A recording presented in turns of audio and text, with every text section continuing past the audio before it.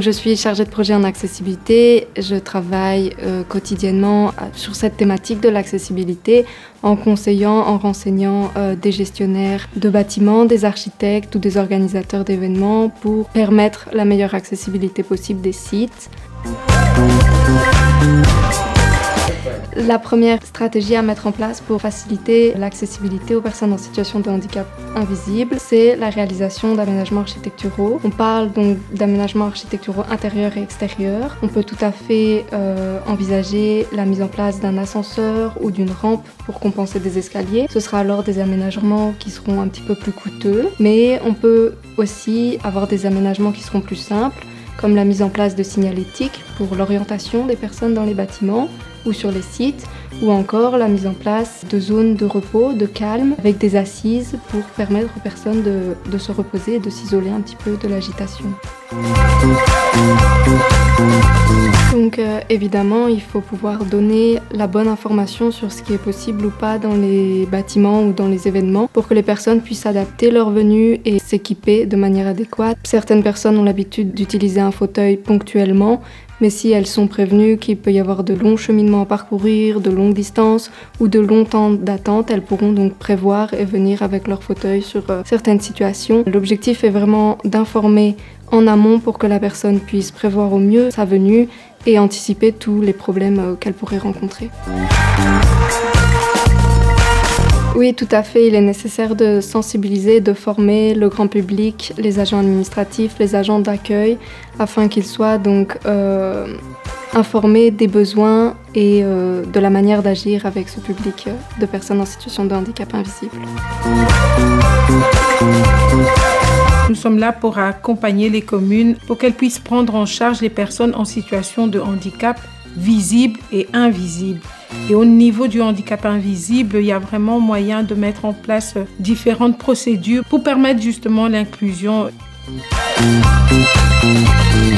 Les communes peuvent par exemple collaborer ou impulser pour les commerces des heures calmes pour les personnes en situation de handicap invisible, les personnes qui ont peur de la foule, les personnes qui se sentent mal à l'aise, mais aussi faciliter pour le public en situation de handicap invisible, par exemple des contacts par visio ou des passages à domicile, ou alors leur donner la possibilité de les rencontrer, mais dans un contexte adapté. Ce qui est fait pour les personnes en situation de handicap bénéficie à tout le monde. Ça peut aider pour une femme enceinte. Une femme enceinte n'est pas une personne en situation de handicap, mais ce qui est fait pour les personnes en situation de handicap invisible, ça profite à monsieur et madame tout le monde, comme j'ai dit.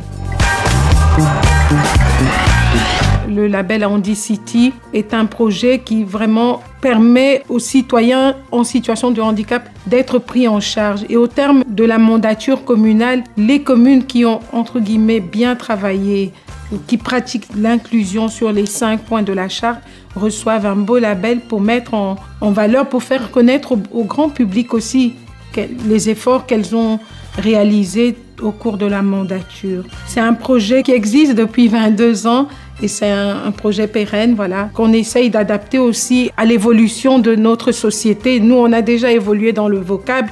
Le projet, lui aussi, a évolué. Il est parti de 15 points au départ. Il y avait 15 points de la charte. Et on est maintenant arrivé à 5 points, mais 5 points autour desquels les communes doivent s'atteler à pratiquer réellement l'inclusion. Et on met beaucoup plus l'accent maintenant sur le handicap invisible qui était un peu laissé pour compte au départ. Il y a l'emploi, l'intégration scolaire et parascolaire, l'accessibilité plurielle, la fonction consultative et la sensibilisation, l'inclusion dans le sport, les loisirs, la nature. Et à ce jour, il y a 127 communes sur les 281 communes de la Fédération Wallonie-Bruxelles qui sont engagées dans ce processus, dont susceptibles d'être labellisées en 2024. Complémentairement au service Handicity et Handiaccessible, le pôle des assistantes sociales a pour mission d'accompagner et de donner les informations les plus précises aux personnes en situation de handicap, aux proches ou aux familles et aux professionnels. Et cela nécessite de leur part de pouvoir se former, être au plus près des réalités de terrain, mais également connaître le giron institutionnel qu'est notre pays concernant la régionalisation, l'aspect plus communautaire. C'est important pour les personnes de bien comprendre auprès de qui ils doivent aller pour pouvoir obtenir, par exemple, des droits. Ce travail nécessite une formation et une expertise en tant que travailleur social qui est portée par le pôle des assistants sociaux à SNK. C'est un service qui a un peu plus de 20 ans maintenant et qui a pour vocation de défendre les droits au tribunal du travail des personnes en situation de handicap. L'idée, c'est clairement de partir d'un postulat concret qui est l'accès à la justice est complexe. Les démarches administratives sont complexes, les réalités du recours ou du non-recours, ça dépend comment on le voit, est malheureusement faible. Et donc, on a souhaité pouvoir accompagner les familles au tribunal du travail avec la collaboration avec des avocats pour pouvoir les défendre et leur donner des droits, soit au niveau de la reconnaissance, soit au niveau des compensations sociales, au niveau des aides techniques régionales.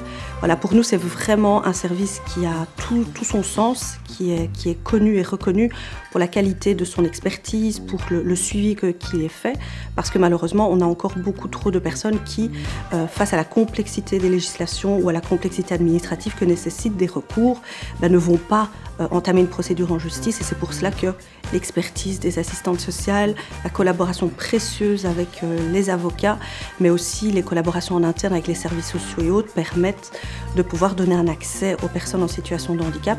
Et pour donner une idée chiffrée, l'année dernière, on a recensé plus de 200 000 € d'arriérés pour les personnes en situation de handicap directement, plus toutes les compensations sociales, ce qu'on appelle les avantages sociaux, qui ne sont pas chiffrés. En 5 ou 6 ans, on est à plus de 2 millions d'euros. C'est un service qui nous tient particulièrement au cœur parce qu'il reflète un besoin de notre public en situation de handicap.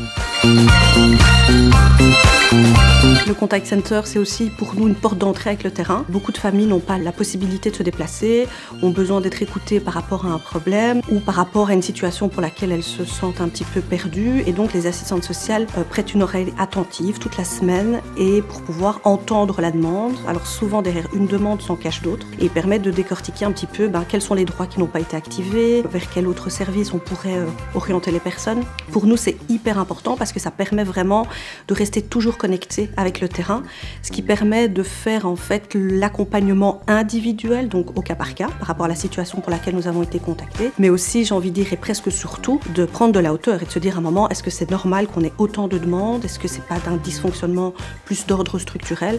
Et donc, on est amené à interpeller au niveau politique, à donner notre avis, même quand on ne nous le demande pas, pour essayer de faire évoluer le contexte dans lequel, malheureusement, les personnes en situation se trouvent parfois bloquées.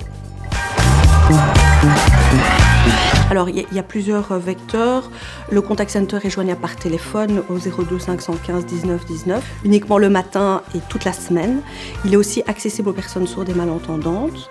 Il y a aussi la possibilité de nous envoyer un mail directement au pool des assistantes sociales ou tout simplement de contacter le secrétariat des SNK pour demander de pouvoir s'entretenir avec une assistante sociale ou pour fixer un rendez-vous parce qu'il est aussi possible de rencontrer les personnes directement pour pouvoir aller plus loin sur base des documents que la personne aura avec elle. Encore un élément qui paraît extrêmement important de préciser, c'est que nous sommes accessibles à toute personne en situation de handicap, quelle que soit la région et surtout quelle que soit la filiation. Notre association se situe au sein des mutualités Solidaris, mais nous accompagnons et nous défendons toutes les personnes, quel que soit le handicap et quelle que soit l'appartenance. Donc vraiment n'hésitez pas parce que c'est ensemble qu'on va pouvoir défendre les droits des personnes en situation de handicap.